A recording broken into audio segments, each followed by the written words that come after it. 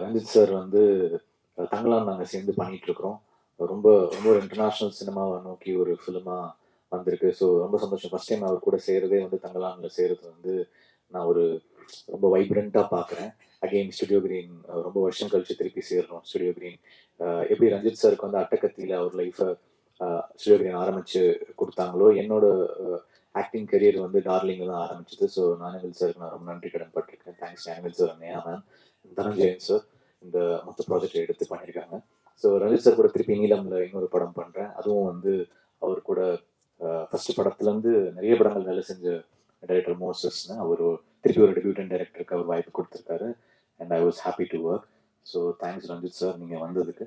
And T Siva sir, thank you so much. உங்களுக்கு அவங்க பேனரில் நான் ஒரு படம் பண்ணியிருந்தேன். திருப்பி ஒரு வாட்டி been supporting me. Thank you so much.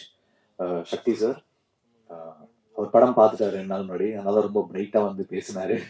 அந்த அந்த இதுலேயே ஒரு அந்த டோன்லேயே லெவல் கொஞ்சம் வால்யூம் கொஞ்சம் ஜாஸ்தியாக இருந்துச்சு. ஸோ நிறைய ஒர்க் ஆக்சுவலி அவர் பார்த்தது வந்து பிஃபோர் கட் வெர்ஷன். இப்போ ஃபைனல் வெர்ஷன் ரொம்ப சூப்பராக இருக்குது. அதனால இன்னும் நீங்கள் ஃபைனல் காப்பி பார்த்து இன்னும் ஹாப்பியாக இருப்பீங்க. படம் பார்த்துட்டு என்னோட பேரல் யூனிவர்ஸ் பிக்சர்ஸில் நிகேஷ் நான் ஒரு அட்வான்ஸ் கொடுத்துருக்கேன். ஸோ ஒரு முக்கியமான ஒரு தமிழ் வாய்ஸ் நினைக்கிறேன். எனக்கு எப்பவுமே நிறைய சொல்லுவாங்க, நீங்கள் சோஷியல் மெசேஜ் போடுறீங்க, நீங்கள் ஜல்லிக்கட்டு ப்ரொட்டஸ்ட் போனீங்க, நீங்கள் வந்து பல போராட்டங்களுக்கு போறீங்க, why are you not voicing your political views in film அப்படின்னு நிறைய சொன்னாங்க. அது அமையாமலே இருந்துச்சு. அப்போ திடீர்னு வந்து இந்த ஸ்கிரிப்ட் வந்துச்சு. சிவிகுமார் தான் எனக்கு அமைச்சார் இந்த ஸ்கிரிப்டை.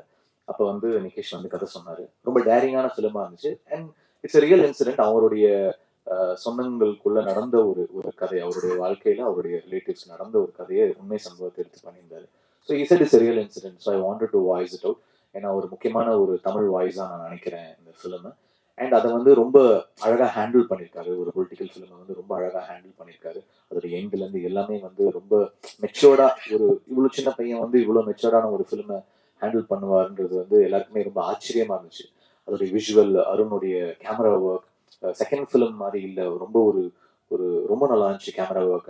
நேற்று முன்னாடி சுதா பொங்கரா பார்த்துட்டு சொல்றாங்க இந்த camera work is very nice. So அந்த மாதிரி டெக்னிக்கலாகவும் ரொம்ப ஸ்ட்ராங்கான டீமாக இது அமைஞ்சிருக்கு. ஆஃப்ரோட பேக்ரவுண்ட் ஸ்கோர் ரொம்ப நல்லா பண்ணியிருக்காரு. I was really Impress.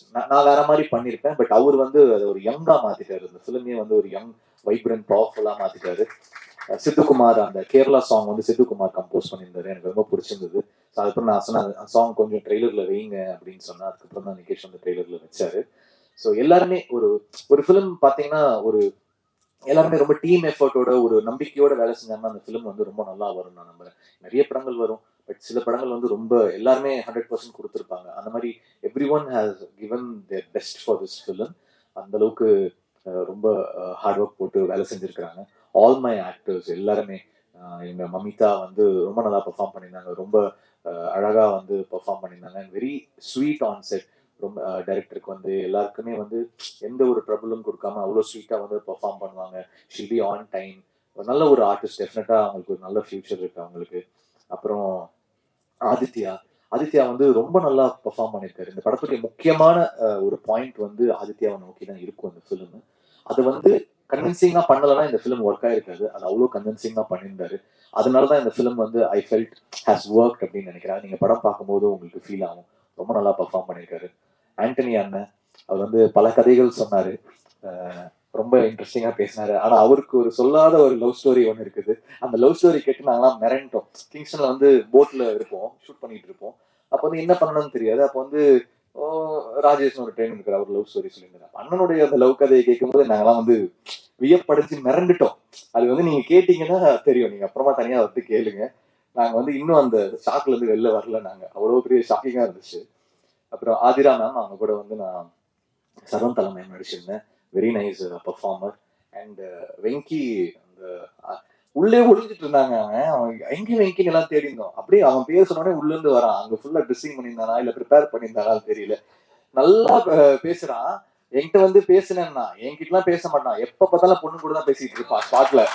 எல்லா மலையாள பொண்ணுங்களும் தமிழ் பொண்ணுங்களும் தனியா கூட்டு போய் பேசிட்டு இருப்பான். அங்க ஒண்டி ஒரு குரூப் இருக்கும், இவன் இருப்பான். எல்லாம் வெங்கி வெங்கி வெங்கின்னு நான் அப்படியே பார்த்துட்டு இருப்பேன். ஏய் வேற லெவல்ரா நீ. இப்போ நீங்க வெளில பாத்தீங்கன்னா தெரியும், எல்லா பொண்ணுங்களையும் கரெக்டா கூப்பிட்டு பேசிடுவான். சோ உங்களுக்கு நல்ல ஃபியூச்சர் இருக்கு வெங்கி. ரொம்ப நல்லா பண்ணியிருக்காரு. His got one nice eyes. எனக்கு ஏதோ பிருத்திவிராஜை பாக்குற மாதிரியே இருந்துச்சு எனக்கு அவருடைய ஸ்கிரீன் பிரசன்ஸ் பார்க்கும்போது. Maybe his eyes and his nose features நினைக்கிறேன். ரொம்ப நல்லா பண்ணியிருக்காரு. அண்ட் இன்னொரு ஆர்டிஸ்டும் பண்ணியிருந்தாரு அவர் கூட. அவரும் ரொம்ப நல்லா பண்ணியிருந்தாங்க. 2 வில்லன் கேரக்டர்ஸ் பண்ணியிருந்தாங்க. ஆல் மலையாளம் ஆக்டர்ஸ் எல்லாரும் ரொம்ப நல்லா பெர்ஃபார்ம் பண்ணியிருந்தாங்க. வினோத் வந்து எல்லாருமே வந்து சொன்னாரு ஆண்டனி வந்தவொடனே பொண்ணு பேரு கேட்டாங்க அப்படின்னு.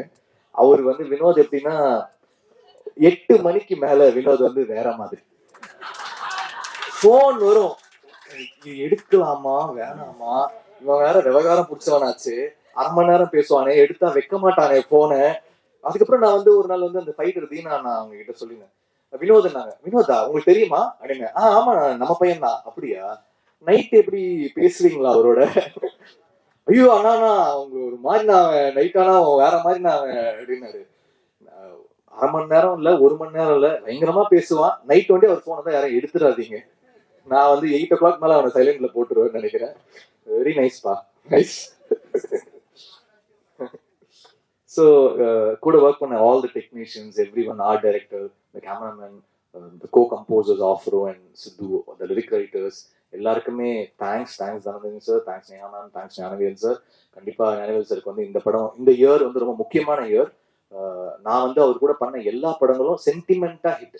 கொம்பன் பண்ண ஹிட், டார்லிங் பண்ண ஹிட், கிருஷ்ணநந்தரா பண்ண ஹிட். அதுக்கப்புறம் நாங்கள் கொஞ்ச நாள் பேசாம இருந்தோம். அதுக்கப்புறம் எப்பவுமே அது நடக்கிறதா அது.